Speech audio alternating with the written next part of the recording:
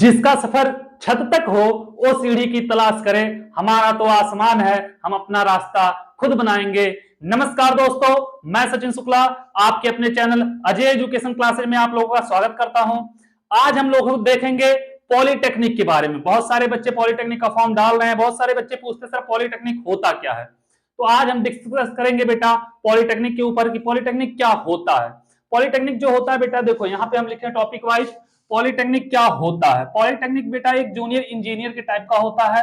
मतलब जैसे आप लोगों का जे मेंस होता है, बीटेक होता है, वो हाई लेवल का होता है, ऐसे लो लेवल का थोड़ा सा होता है बेटा क्या पॉलिटेक्निक। इससे भी आप इंजीनियरिंग करते हैं, ठीक है। तो ये भी हमारा क्या इंजीनियरिंग है।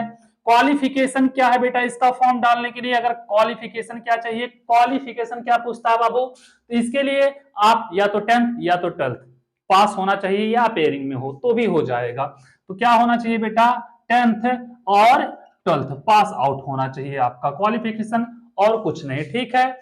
उसके बाद बाबू कोर्स कितने साल का होता है। अगर पॉलिटेक्निक का कर रहे हो बेटा कोर्स तो पूछते हो, सब लोग पूछते हैं सर अगर हम पॉलिटेक्निक कर रहे हैं तो पॉलिटेक्निक का कोर्स जो होता है वो कितने साल का होता है।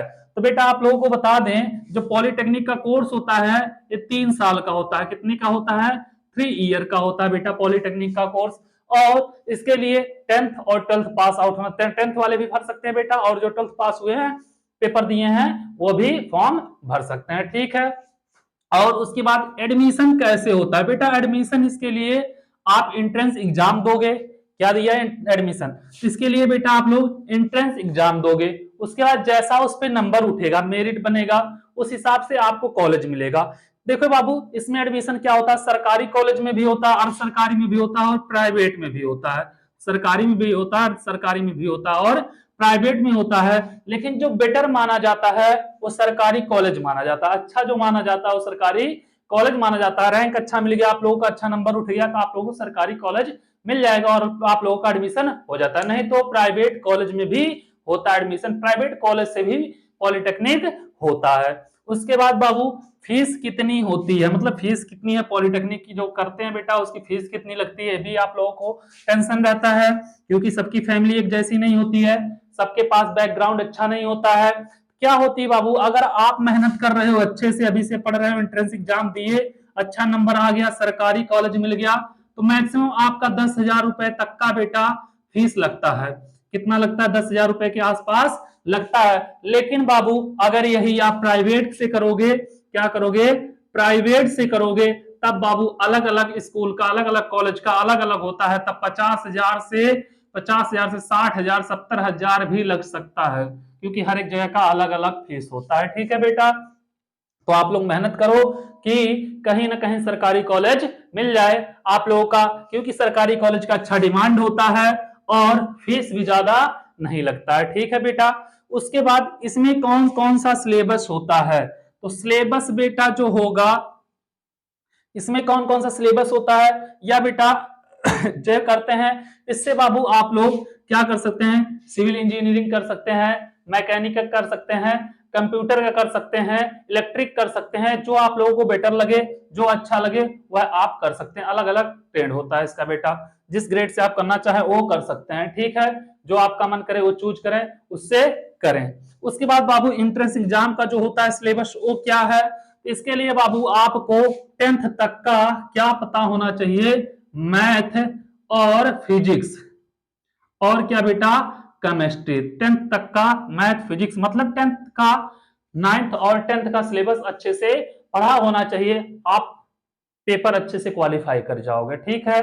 इससे ज्यादा नहीं, कोई बस एक दो क्वेश्चन इधर उधर से पूछेगा, नहीं तो 10th तक का ही लेवल आता है, मैथ फिजिक्स केमिस्ट्री, ठीक है बाबू। उसके बाद इसके बाद क्या करें, तो बाबू इसके बाद आप लोग करने के बहुत सारे ऑप्शन है। इसके बाद बेटा जैसे हाई लेवल पे थोड़ा सा इंजीनियरिंग कर सकते हैं, इसके बाद बीटेक कर सकते हैं या कुछ कर सकते हैं। तो उसमें क्या होगा, जैसे 4 साल का होता है तो 1 साल छूट मिल जाएगा आप लोगों को, डायरेक्ट सेकंड ईयर में हो जाएगा।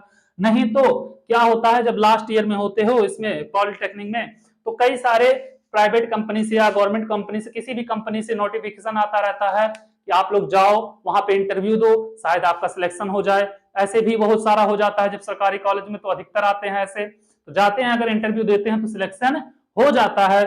और नहीं तो बाबू बहुत सारे लोग क्या करते हैं, इसके बाद आगे की भी पढ़ाई करते हैं तो कर सकते हैं।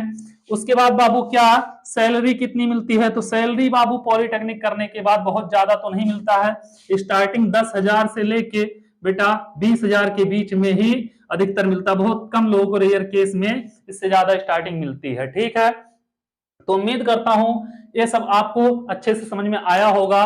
और हाँ, इसी के साथ आप लोग अगर आज से ही भिड़ गए, मेहनत करना शुरू कर दिए, मेहनत से पढ़ना शुरू कर दिए, एक एक टॉपिक को कवर करना शुरू कर दिए, क्योंकि आप लोग पढ़ के आए हो, पेपर दे के आए हो, टाइम वेस्ट नहीं करोगे, मेहनत से पढ़ोगे तो अच्छा खासा नंबर लेके आ जाओगे, सरकारी कॉलेज भी मिल सकता है आप लोगों के, और कोई दिक्कत नहीं होगा। बिंदास आप लोग पढ़ो और अच्छे से अपना तैयार करो। ठीक है, इस चैनल को सब्सक्राइब कर लो, चैनल को सब्सक्राइब करना मत भूलना, क्योंकि पूरे पूरे का पूरा पॉलिटेक्निक का सिलेबस हम सॉल्व कराएंगे अच्छी तरीके से विथ मॉडल पेपर। ठीक है बेटा, चलो।